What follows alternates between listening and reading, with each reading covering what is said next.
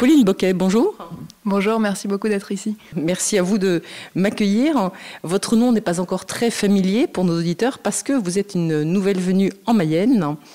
Mais vous ne venez pas juste comme ça par fantaisie, c'est parce que vous avez été nommée directrice de cabinet de Madame la préfète Marie-Aimée Gaspari. Tout à fait, et je suis vraiment très heureuse de cette affectation et d'avoir rejoint la Mayenne. Et je me permettrai juste d'ajouter que l'idée n'est pas forcément que mon nom soit connu, l'important c'est la fonction que j'exerce. Et c'est pour ça qu'en tant que représentant de l'État, c'est cette fonction qu'on met en avant et pas la personne que je suis. Pauline Boquet, vous disiez que vous étiez contente d'être en Mayenne. C'est un département que vous connaissiez précédemment ou... Alors pas du tout. Je n'étais jamais venue. J'avais eu l'occasion de travailler un petit peu avec la préfecture dans mes fonctions antérieures, mais je n'étais jamais venue en Mayenne. Par rapport à vos missions précédentes, justement, je crois que vous avez commencé votre carrière en étant attachée au ministère de l'Intérieur. C'est exactement ça. J'ai commencé ma carrière en tant qu'attachée au ministère de l'Intérieur, plus précisément à l'Office français de protection des réfugiés et apatrides, où je suis restée à peu près 2 ans avant de rejoindre ce qu'on est la direction juridique du ministère de l'Intérieur. Et ensuite devenir magistrat. Donc j'ai eu la chance de devenir magistrat administratif il y a bientôt 3 ans, avant de passer de nouveau dans les fonctions au sein du ministère de l'Intérieur et dans le corps préfectoral. Cette transition, qu'est-ce que vous en tirez comme expérience ? C'est un positionnement qui est différent. Quand j'étais au ministère, j'étais entre guillemets un avocat de l'État. Donc dans une fonction de défense des actes qui avaient été pris. Un magistrat, c'est celui qui est au-dessus des parties, qui se retrouve à juger, donc avec beaucoup plus de hauteur de vue. Après, d'avoir connu et d'avoir une précédente expérience de l'administration permet de savoir comment les services fonctionnent, ce qu'on ne peut pas forcément retrouver derrière des dossiers papier et des textes. Et donc ça, c'est toujours appréciable d'avoir cette expérience. Et c'est aussi pour ça que je voulais aujourd'hui avoir cette expérience de terrain. C'était important de penser les politiques publiques à Paris et c'est important de les vivre au quotidien aujourd'hui là en Mayenne. Vous parliez de la mise en œuvre des politiques publiques de l'État, donc ce sera votre mission ici, en tant que directrice de cabinet de Madame la préfète. En fait, ce sera surtout de la seconder finalement dans cette mission qu'elle a, elle. Tout à fait. La préfète a un éventail très large de missions qui sont la représentation de tous les services de l'État. Le mien est plus concentré sur les politiques qui sont mises en œuvre notamment par le ministère de l'Intérieur, puisqu'elles sont toutes les politiques de sécurité, de gestion des grands rassemblements, de prévention des crises. Par exemple, ce soir, on est à Cran pour l'enquête publique qui a été menée à la suite des inondations de l'an passé pour pouvoir mettre en place les nouveaux plans de résilience de la commune sur les risques d'inondation. Je la seconde dans la partie surtout représentation de l'État que fait vivre tout le corps préfectoral en assistant aux cérémonies, en faisant vivre le devoir de mémoire et en veillant à la communication de l'ensemble des services de l'État qui sont dans le département, que ce soit les directions interministérielles, celles de l'enseignement national, de la santé, donc pour lesquelles on essaye de relayer et de communiquer autour de tout ce que peut faire l'État. Sur ces politiques publiques, donc vous disiez, c'est principalement la sécurité publique, dont vous avez évoqué les grands rassemblements. Il y a des codes, des processus qui sont bien clairement établis et... Oui, tout est clairement établi. L'idée, c'est toujours que... Aujourd'hui, j'ai vraiment la chance de pouvoir m'appuyer sur une équipe d'agents, puisque une trentaine d'agents au cabinet qui sont des bureaux dédiés, donc notamment les bureaux de la sécurité civile qui ont l'habitude de ces grands rassemblements et événements et qui se retrouvent à gérer la sécurisation de tous ces événements pour que le public puisse y participer de manière la plus agréable possible et en lien avec l'ensemble des forces de l'ordre, forces de sécurité, pompiers, communes, où tous les acteurs vont devoir travailler ensemble. Après, par exemple, cette année, on accueille le Tour de France. C'est toujours un événement un petit peu exceptionnel. Là, les services, même s'ils l'ont fait il y a quelques années, se retrouvent de nouveau... il y a toujours une part d'inédit dans la mise en œuvre de toutes ces politiques et de la préparation de tous ces grands événements. Oui, puis il y a plusieurs aspects. Il y a la sécurité, par exemple, du public, pour être sûr que les cyclistes non plus ne soient pas gênés par un spectateur. Mais il y a aussi tout le volet antiterrorisme.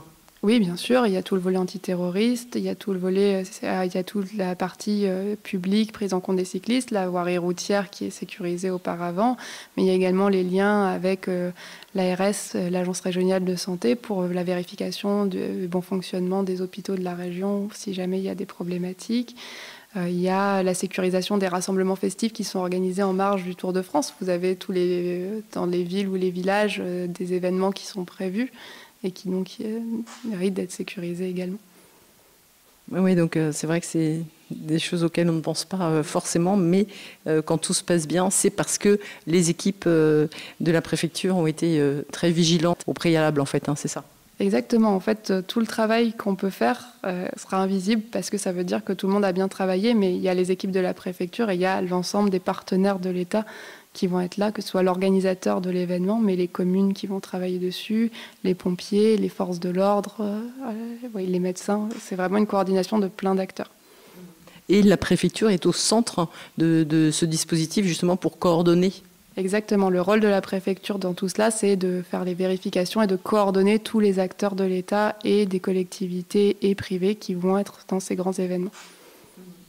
Quand on pense, Pauline Boquet, à la sécurité intérieure, on pense forcément à tout le volet sécurité civile. Alors je ne sais pas si le terme est exact, mais en tout cas la sécurité des personnes, la sécurité des biens. Alors c'est un volet qui est au cœur en tout cas des fonctions aujourd'hui de la préfecture et des fonctions de l'État, puisqu'il y a la sécurisation des personnes et des biens, c'est ce qui fonde l'État aujourd'hui et c'est quelque chose qui est toujours particulièrement surveillé. Toutes les semaines, on fait des points avec les forces de l'ordre, services de police, gendarmerie, pour pouvoir surveiller l'état de la délinquance en lien notamment avec les services de la procureure.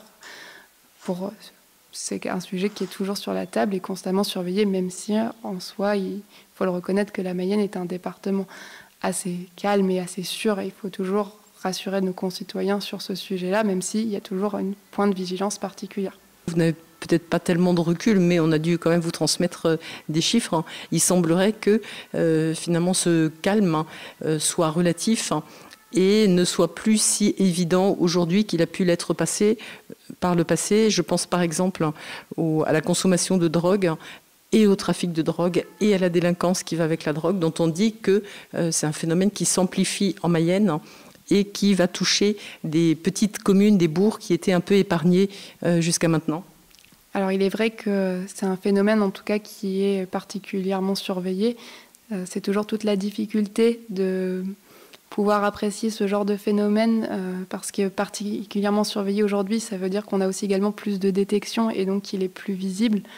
Ça ne veut pas forcément dire qu'il est plus important qu'auparavant. Ça n'empêche pas que la Mayenne est aussi un endroit de passage vers les grandes villes aux alentours qui ont du trafic de stupéfiants qui est clairement identifié. C'est un point de vigilance constant. Mais il y a une hausse qui est aujourd'hui assez légère. Vous rappelez le travail des forces de l'ordre et il y a eu une saisie assez importante il y a quelques jours. Donc bravo encore aux forces de police et de gendarmerie qui sont très vigilantes là-dessus. Est-ce que quand vous parlez, Pauline Boquet, de la représentation de l'État dans les cérémonies, par exemple, là on sort du 8 mai, est-ce que vous avez l'impression qu'il y a besoin de réconcilier les citoyens avec l'État ? Alors je ne pense pas qu'il y ait besoin d'une réconciliation. Aujourd'hui, je ne pense pas qu'il y ait des difficultés particulières des citoyens avec l'État. Il peut y en avoir avec la politique en tant que telle, mais pas forcément avec l'État. Les cérémonies, ça permet de faire vivre ce lien. C'est pas tant une idée de réconcilier que d'associer. Et que ce qu'est l'État, c'est aussi ce que les gens veulent en faire, ce qu'ils en attendent, ce qu'ils en veulent. Et donc c'est important qu'ils participent à ces cérémonies. Effectivement, vous avez raison, là on sort des cérémonies du 8 mai qui sont très importantes, mais au mois de juin, il y a l'appel du 18 juin qui va être commémoré, l'appel de la résistance. La semaine prochaine, c'est la journée de l'esclavage qui est commémorée également, le 20 juin, conjointement avec les services de la préfecture et de la mairie de Laval notamment. Donc on a une multitude de commémorations qui permettent de faire vivre ces événements et qui sont parmi une association de l'État et des populations, mais pas pour moi une réconciliation. Quand vous dites ce que les citoyens attendent de l'État, on ne sait pas très bien ce qu'ils attendent, mais on a toujours l'impression que c'est l'État qui est mis en accusation quand les choses ne se déroulent pas comme on aimerait qu'elles se déroulent. Ça dépend sur quel sujet. Je trouve qu'en tout cas, pour ce que j'ai vu en peu de temps de la Mayenne, après une semaine de poste, il y a un côté véritablement très respectueux de l'ensemble des concitoyens et très civique qui est véritablement mis en avant et avec un engagement également de chacun dans la vie associative, dans faire vivre leur commune, qui fait que il n'y a pas que des attentes vis-à-vis de l'État, mais que les citoyens s'emparent eux-mêmes de plein de sujets. Bon, et Pauline Boquet, vous le rappeliez, oui, ça fait quelques jours seulement que vous êtes là. Alors pour vous, qui êtes parallèlement également aussi sportive, hein, vraiment. C'est un petit peu un marathon pour l'instant, là, de prendre le temps de faire connaissance avec le territoire, avec les acteurs du territoire. Ah oui, pour le moment, c'est un vrai marathon. Après, c'est aussi ce qui est plaisant dans ce poste. Il y a une intensité incroyable, il y a des multiples rencontres et ça, c'est une chance. J'ai pu visiter la caserne des pompiers récemment, celle de la gendarmerie, le commissariat de police. C'est deux endroits où vous avez peu l'occasion d'aller dans votre vie. Donc, c'est un marathon qui est intense, mais qui est plaisant pour le moment à faire. Bon, c'est une découverte donc un petit peu grisante avec cette nouvelle fonction que vous assumez en tant que directrice de cabinet de Madame la préfète de la Mayenne. Donc c'est ça, c'est un peu grisant. Ah oui, c'est un peu grisant. Il y a, vous savez, c'est l'euphorie de la nouveauté également au départ, même si c'est toujours important de rester les pieds sur terre et particulièrement dans des fonctions qui sont les miennes. Mais oui, il y a un côté, la nouveauté a un côté un peu excitant, un peu engageant. Et puis, il y a plein de chantiers qu'on va pouvoir mettre en œuvre au fur et à mesure que je les découvre. Et ça, c'est vraiment plaisant de pouvoir essayer de mettre en place des nouvelles actions ici, au sein du cabinet, dans la représentation de l'État, des actions de communication, de moderniser les services. Et c'est très chouette. Par exemple, vous avez 2-3 petites pistes un petit peu plus concrètes dont vous pourriez nous informer? Pour le moment, en tout cas, on réfléchit notamment à la numérisation des services pour pouvoir travailler de manière un peu plus dématérialisée avec les services de la préfecture qui sont pour le moment encore attachés, on va dire, à quelques utilisations du papier. Mais ce n'est pas ce qui vous parlera le plus. En termes de communication, notamment pour la préfecture, mon objectif, c'est de faire mieux connaître tous les métiers qu'il peut y avoir au sein des agents des services multiples de la préfecture et des services de l'État en général dans le département. J'ai moi-même été surprise à quel point mes amis ou collègues de travail, par exemple, ne connaissaient pas les fonctions d'un directeur de cabinet du préfet. Ils ne voyaient pas ce que j'allais faire du tout comme fonction et je trouve que c'est important de communiquer à ce sujet-là parce que c'est ce que l'État fait au quotidien. Merci beaucoup, Pauline Boquet, parce qu'en tout cas, je crois que vous nous avez un petit peu expliqué votre mission à vous. Et puis, peut-être qu'on aura l'occasion de rentrer un petit peu plus avant dans les différents métiers exercés ici, dans les différentes fonctions exercées ici à la préfecture de la Mayenne pour mieux connaître donc ces services de l'État. Merci beaucoup, Pauline Boquet. Merci à vous.